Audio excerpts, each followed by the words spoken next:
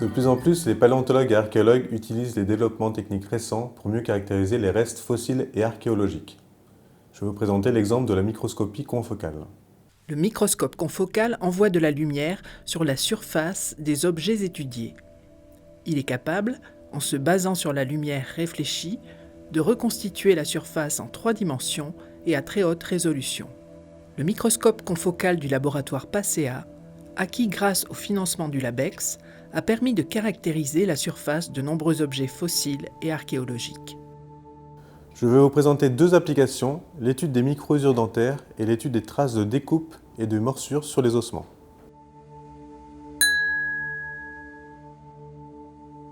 Les paléontologues s'intéressent énormément au régime alimentaire des animaux qui vivaient dans le passé, notamment dans le but de comprendre les changements d'environnement et la manière dont les animaux s'adaptent à ces changements. On applique d'abord cette technique à un référentiel d'animaux actuels dont on connaît l'alimentation. Vous avez par exemple ici le gorille, la hyène, les molaires d'éléphants d'Afrique et d'Asie et le crâne du rat. Ensuite, dans un second temps, on peut appliquer cette méthode pour envisager de reconstituer le régime alimentaire des espèces passées, comme par exemple le mammouth dont vous avez la molaire ou l'ours des cavernes dont vous avez le crâne. Le régime alimentaire est en partie reflété par l'anatomie des dents des différents animaux. Mais la morphologie des dents est le fruit d'adaptations sur le temps long et peut ne pas refléter fidèlement l'alimentation d'un animal pendant différentes périodes de sa vie. C'est pour cela que les paléontologues ont développé des méthodes qui permettent de reconstituer le régime alimentaire tout en étant indépendantes de la morphologie. Quand les mammifères se nourrissent, ils mâchent les aliments avec leurs molaires. Au cours de la mastication, les contacts entre les dents inférieures et les dents supérieures, ainsi que les contacts entre les aliments et les dents, vont provoquer des usures à des échelles macroscopiques et microscopiques. On peut observer ces marques d'usure microscopiques à la surface des facettes d'émail. Elles reflètent l'alimentation de l'animal sur une période qui va de quelques jours à quelques semaines avant sa mort. Une fois la surface de la dent nettoyée avec de l'acétone ou de l'alcool, on réalise la prise d'empreinte avec des produits qui capturent tous les détails de la facette. Ce sont les mêmes produits que les dentistes utilisent sur leurs patients. Une fois séchée, l'empreinte est délicatement décollée. Il suffit ensuite de découper la facette que l'on veut étudier.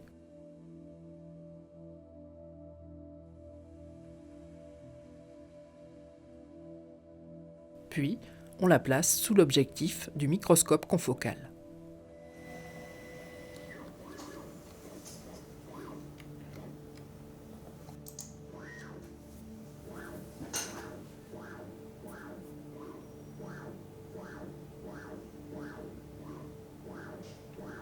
Une série de réglages à grossissement croissant permet d'affiner la sélection de la zone d'intérêt. L'image obtenue en fausse couleur permet de visualiser les reliefs de la zone étudiée. La surface obtenue est une réplique exacte, mais à l'envers, de la facette d'émail.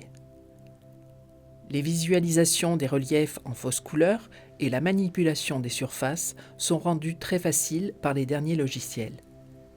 Quelques clics suffisent pour nettoyer les bruits de mesure et inverser la surface pour qu'elle soit fidèle à la facette dentaire. Une fois la surface finale obtenue, on va l'envoyer dans un autre logiciel qui va calculer automatiquement différents types de paramètres. Ces paramètres permettent de quantifier précisément la texture de la surface des micro-usures dentaires et notamment leur densité, leur orientation, leur hétérogénéité et leur profondeur.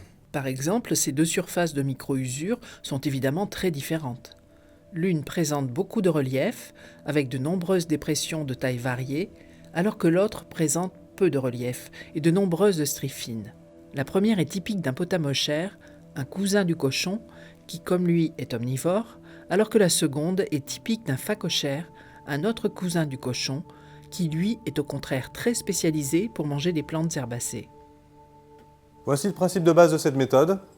Elle marche très bien pour détecter des différences de régime alimentaire importantes, mais il reste encore beaucoup de choses à développer pour mieux comprendre les différences de régime alimentaire plus subtiles, notamment au sein des omnivores ou au sein des herbivores.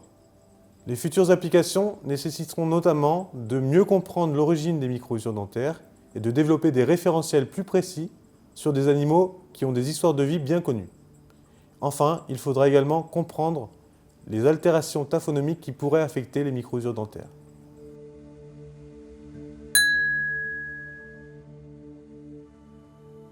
Une autre application de la microscopie confocale en plein développement concerne les études des traces laissées sur les ossements fossiles. Ces traces reflètent les comportements de boucherie lorsque les hominidés utilisaient les tranchants des outils en pierre taillée pour découper les carcasses d'animaux tués ou charognés. Les traces de morsures laissées par d'autres animaux carnivores, comme les crocodiles ou certains mammifères, livrent aussi des informations sur leur comportement et sur la compétition avec les hominidés pour l'accès aux ressources carnées.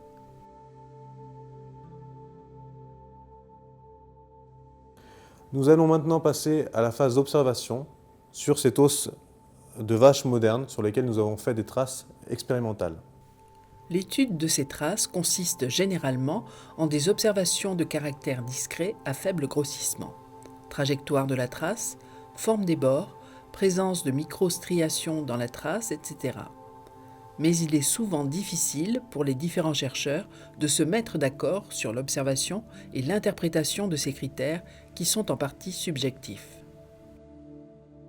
Plusieurs méthodes, et en particulier la microscopie confocale, permettent de pallier ces problèmes de subjectivité en effectuant des analyses quantitatives et répétables de la morphologie des traces.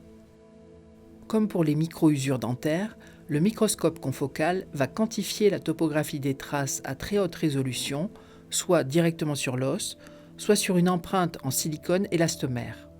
L'objectif x20 permet de scanner des traces entières.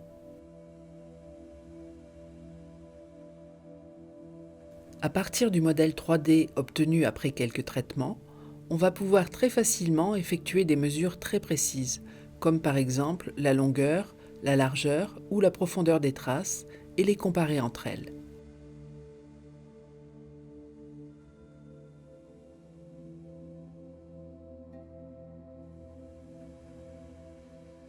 Sur les profils transverses extraits, il est également possible de faire des analyses de forme par morphométrie géométrique et de mettre en évidence des différences de proportion générale ou d'asymétrie plus fine en analysant indépendamment la taille et la forme. Au final, ces nouvelles méthodes d'analyse des traces viendront compléter les analyses classiques en archéozoologie et apporter des informations cruciales dans les cas où il y aurait des doutes sur l'origine humaine de ces traces. Les cas d'équifinalité, quand des traces de morphologie similaires sont laissées par des agents taphonomiques différents, peuvent ainsi être identifiés. Le potentiel paraît très important pour explorer les relations qui existeraient entre d'une part la morphologie des traces et d'autre part des facteurs comme le type de matière première, la morphologie des tranchants et les gestes des hominidés.